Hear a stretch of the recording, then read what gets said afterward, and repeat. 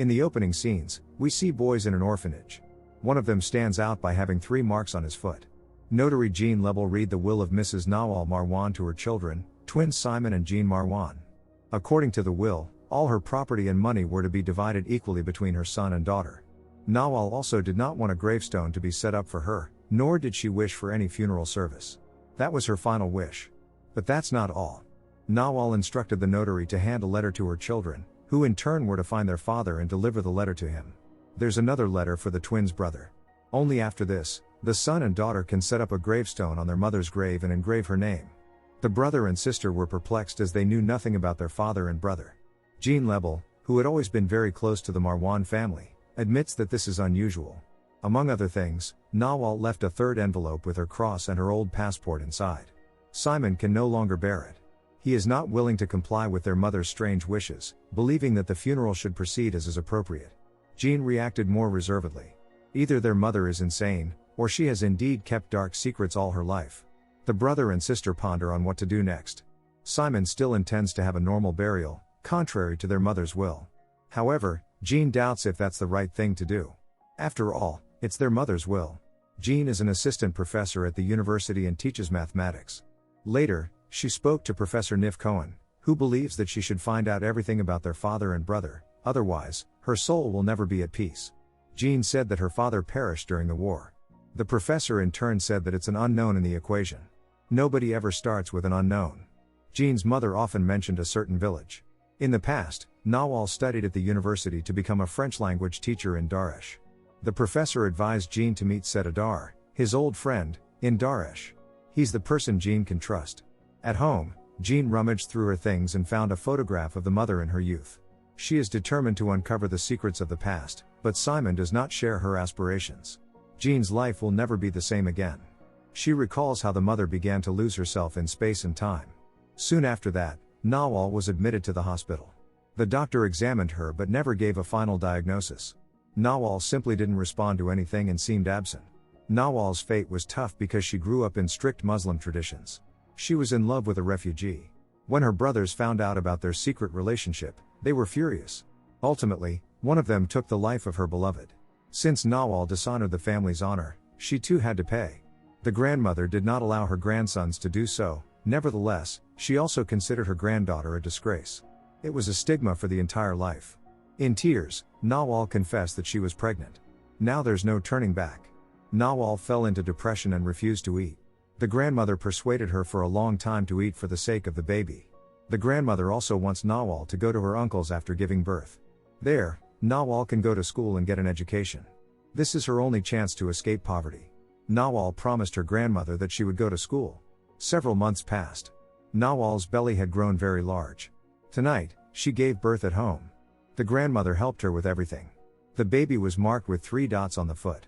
Nawal knows she must part with her son. There is no other choice. But Nawal promised him that she would find him someday. The grandmother took the baby away from home.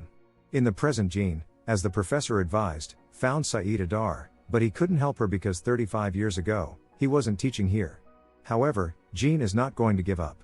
She managed to find out that her mother worked at the university newspaper a long time ago. She also learned that the photo of her mother was taken in Faryat, a prison in the southern part of the country. In the past in Lebanon, which was in a state of civil war, riots began. Nationalists were intent on getting refugees deported from the country. But the worst part was that the nationalists occupied the university. Nawal was scared, as were all the others. The uncle instructed her and his daughters to stay at home. The situation continued to worsen. As the university and schools were closed, the uncle intended to take his family away from here tomorrow. However, Nawal wants to stay to find her son. She thinks about her child every day and won't rest until she knows what happened to him. In the morning, lying to her uncle that she was going to fetch water, Nawal ran away. She took a bus south to visit the only 2 orphanages in the area. To pass through a checkpoint, Nawal lied to the military that she planned to visit her husband. Due to the country being in chaos, movements of all citizens are strictly controlled. For the first time in many years, Nawal returned to her homeland. However, she was disappointed because the local shelter housed only girls. The boys had been moved long ago. Now, the girls are also being evacuated because it's becoming too dangerous to stay in the village. Nawal is upset, yet continues forward. She walked past ruined houses, failing to find the orphanage. According to the few remaining locals, boys had been relocated somewhere. Feeling helpless, Nawal cried. Her search led to nothing. Later, she walked along the road and saw an approaching bus. Nawal quickly covered her head with a scarf to appear as a devout Muslim. The bus was heading to the camp where the residents had taken refuge. Nawal dozed off, and when she woke up, the bus was standing still. Nawal immediately sensed that something was wrong. Moments later, the bus came under fire. Nawal was one of the few survivors. After a few more minutes, the bus was doused with fuel. This forced Nawal, as well as another woman with a child, to show themselves. Showing her cross, Nawal shouted that she was a Christian. Realizing that the other woman couldn't escape, Nawal pretended to be the mother of the little girl, hoping to save her. However, the girl kept calling for her mother, revealing the deception. Ultimately, Nawal was not allowed to take the girl with her. She sat on the ground near the burning bus, oblivious to everything around her. In the present, Jeanne continues her search, which has led her south. It's in this village that Nawal was born. Jeanne showed the photograph of her mother to the locals, hoping that someone would shed light on her mother's history. But hardly anyone here speaks French, complicating her search. It turns out that many people from the Marwan family live here. Jeanne explained that she's from Canada and came to find her father. Jeanne only knew that his name was Wahab. Seeing Nawal's photo, local women reacted aggressively, shouting that Nawal was a disgrace to the family. Nobody said anything to her about Wahab. The women also made it clear that Nawal Marwan's daughter was not a welcome guest here. In the past, Nawal noticed distant explosions. Her country was in chaos due to the civil war. Nawal spent the night in an abandoned house. Finally, Nawal arrived at the refugee camp, hoping to find answers here about her son. Nawal has nothing more to lose, her hatred for the nationalists is boundless. Nawal's uncle believed that peace could be upheld through words and books, but life taught Nawal something entirely different. Now she wants to teach her enemies what life taught her. For cover, Nawal became a French teacher in the city. One day she was tutoring a boy, as usual. His father was a key figure among the nationalists. Nobody knows that Nawal hides a gun in her bag. Meanwhile, the family was having breakfast in the courtyard. Nawal went to them and fired several shots. Of course she was quickly captured. Nawal found herself in the place where all terrorists end up. Her hair was cut, and she was left in a cramped cell. In the present, Jeanne visited Fariat prison, which has now become a museum. There were over 600 political prisoners here. This is where Nawal's photo was taken, but the museum employee doesn't know who the woman is. Those events were a long time ago, and there's hardly any information about the prisoners. Following the museum employee's advice, Jeanne found Wahim Hars, a school watchman. Showing him her mother's photograph, Jeanne explained that she was looking for someone who could tell about her. Wahim indeed recognized Nawal. She's the singing woman, number 72. It was her who attacked the leader of the far-right group. She was called the singing woman because she always sang. In the past, Wahim was a warden and watched over Nawal for 13 years. Despite everything, she did not break. Also, according to Wahim, Nawal became pregnant in prison. The father of the child was the interrogation specialist Abu Tariq, who had been trying to break Nawal all this time. Wahim doesn't know anything about Nawal's further fate, but he advised Jeanne to find a nurse in Daresh who delivered Nawal's baby. What Jeanne heard horrified her. She called Simon and told him everything she had learned. Jeanne is convinced that their mother gave birth to their brother in prison. In the past, Nawal used to sing in her cell to drown out the cries of other inmates. In the present, Simon met Jeanne Lebel again to understand where his sister is now. Jeanne Lebel doesn't want to let Simon go alone, so he plans to go with him. The day before, Jeanne Lebel had come to the ward to see Nawal, who was whispering something. He leaned in, and after hearing her last wish, wrote the will. This threw Jeanne Lebel into confusion. He had no idea what his old friend had been through. In the past, Nawal was once again brought to Abu Tariq, the interrogation specialist. Nawal has always remained indifferent. After some time, Nawal realized that she was pregnant. She tried to prevent it by all means, but in vain. When the time came, Nawal gave birth to twins.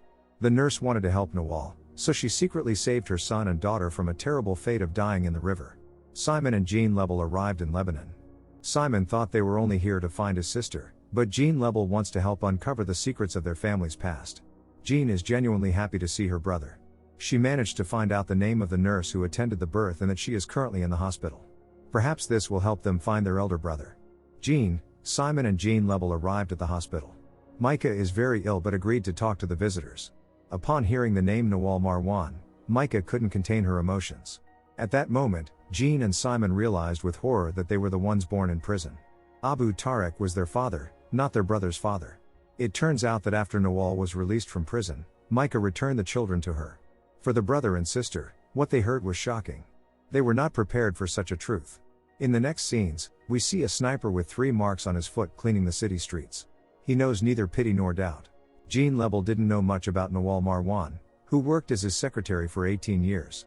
Jeanne and his wife had grown very fond of Nawal and her children, but the woman, as it turned out, carefully concealed her past. With the help of a private detective, they managed to find out that after the war, Abu Tariq disappeared. Perhaps he fled abroad. As for the brother, the private detective found out that in 1970, Nawal's grandmother placed him in an orphanage. After the war, most of the records were lost, but the detective managed to find something. According to the records, the boy was named Nihad. Jeanne sees this as a victory. Perhaps they are close to answers as never before. From the detective, they also learned that 4 years later, the orphanage was destroyed. This is where Nihad's trail ends. Perhaps he is no longer alive. Simon wants to open the envelopes meant for the brother and father, but Jeanne won't allow it, considering it sacrilege. The detective advised them to find the leader of the group responsible for the destruction of the shelter. His name is Nawal Shamsuddin. Following the detective's advice, Simon and Jeanne, accompanied by a trustworthy person, arrived at the refugee camp. Jeanne did not go with them. It was her brother's turn to continue the search. Also, on the detective's advice, Simon and Jeanne accepted invitations for tea from everyone around. Simon mentioned that he is the son of the singing woman and is searching for someone named Nihad. Upon hearing about the singing woman, everyone fell silent. However, Simon was soon visited in his motel room by 2 men who said they could help if he went with them right away. This seemed suspicious to Simon, so he called the private detective for advice.